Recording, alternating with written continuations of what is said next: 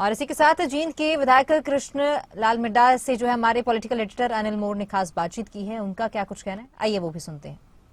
विधानसभा सत्र में सभी विधायक ओथ ले लेंगे, स्पीकर डिप्टी स्पीकर का चयन भी हो जाएगा। विधानसभा सत्र से पहले जींद के विधायक श्री कृष्ण मिड्डा साहब हमारे साथ मौजूद है। सर, सबसे पहले तो मैं आपको शुभकामनाएं देना चाहूंगा क्योंकि डिप्टी स्पीकर में आपका नाम कंफर्म बताया जा रहा है। जी नमस्कार जी। देखिए, आज 10 बजे फैसला होगा। जिसका भी आला कमान और सभी विधायक चुनेंगे उसी को स्पीकर और डिप्टी स्पीकर बनाया जाएगा। लेकिन जो मैं आपको शुभकामनाएं दे रहा हूँ, शुभकामनाएं तो मेरे ले सकते हैं। नहीं, अच्छी बात है और ऐसा अगर होता है तो बहुत मेरे लिए बड़ी सौभाग्य की बात है। और जींद में काफ़ी वर्षों से कुछ मिला भी नहीं, तो इसी बहाने जींद को भी सौगात मिलने का काम होगा।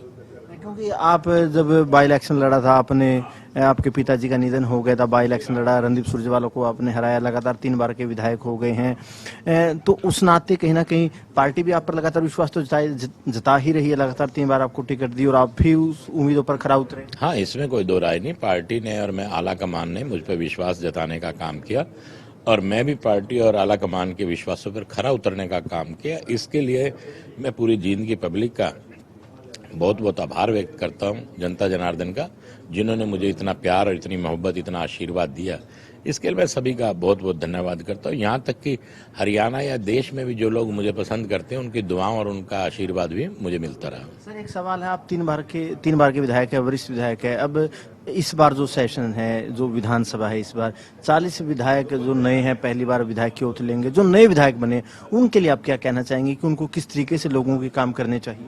देखिए, कल जिस प्रकार से माननीय मुख्यमंत्री नायब सैनी जी ने एक रोड मैप दिया है कि कामों को किस प्रकार करना है और 100 दिनों के अंदर अंदर इस गति को तेज करना है कामों की, ताकि भारतीय जनता पार्टी पहले भी विकास के नाम पर तीसरी बार आई है, चाहे वो हमारे देश का मामला हो चाहे यहाँ का मामला हो। क्योंकि सेंटर में यह कहूँगा कि माननीय हमारे देश के प्रधानमंत्री मोदी साहब की नीतियों ने बहुत काम किया, जिसकी वजह से तीसरी बार फिर भारतीय जनता पार्टी की सरकार सेंटर में बनी। इसी प्रकार से इन्हीं नीतियों की बदौलत विकास को लेकर ही हरियाणा में भी भारतीय जनता पार्टी ने तीसरी बार सरकार बनाने का और रिकॉर्ड कायम करने का काम किया। कल जो विधायक दल की बैठक हुई थी, उसमें रोड मैप सीएम साहब ने आप लोगों के सामने रखा।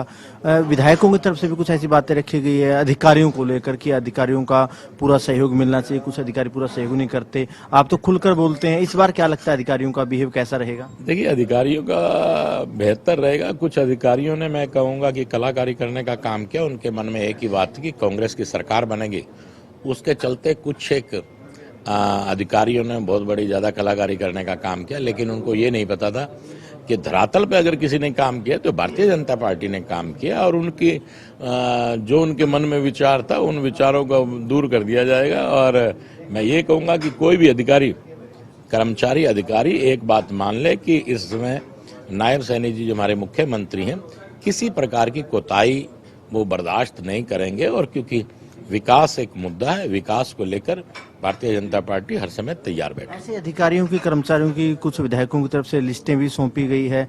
आपका क्या मानना है कि जिन अधिकारियों ने चुनाव में आपने कहा कि कलाकारी की है, उन पर कोई एक्शन होना चाहिए, कुछ निर्देश देना चाहिए? देखिए, बिल्कुल होना चाहिए, क्योंकि अधिकारियों को किसी भी प्रकार की रुचि लेने का कोई अधिकार नहीं है इलेक्शन में। आप अपने काम से ही काम रखें। अगर आप किसी प्रकार की कोई पार्टीबाजी करते हैं तो आप गलत करते हैं।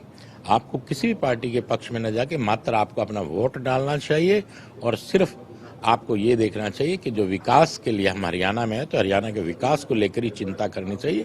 आपको किसी पार्टी की चिंता नहीं करनी। जींद के विधायक, जींद के जो अधिकारी है, जींद के अधिकारियों को कृष्ण मिड्डा का क्या कड़ा संदेश रहेगा? उनके आपने कितने नाम दिए हैं? देखिए, मैंने किसी का नाम नहीं दिया अभी तक और मैं नाम देना नहीं चाहता, क्योंकि जिन्होंने गलफत की है, जिन्होंने गफलत करने का काम किया, उन्हें मालूम है कि उनके प्रति क्या एक्शन होगा। और उनके लिए तो ये समझ लीजिए कि हम खुद ही स्वयं कड़ी कार्रवाई कर देंगे। उनको इस गफलत में रहने की आवश्यकता नहीं है।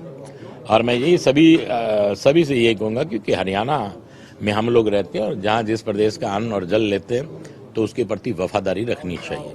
बिल्कुल, देखिए, कृष्ण मिड्डा साहब का यही कहना है कि अधिकारियों को जो एक न्यूट्रल भूमिका निभानी चाहिए थी, वो कहीं ना कहीं काफ़ी अधिकारियों ने भूमिका नहीं निभाई और कहीं ना कहीं आने वाले दिनों में प्रदेश सरकार की तरफ से भी ऐसे अधिकारियों को कड़ा संदेश दिया जाएगा। कैमरामैन बलजीत के साथ अनिल मोर, खबरें अभी तक, चंडीगढ़।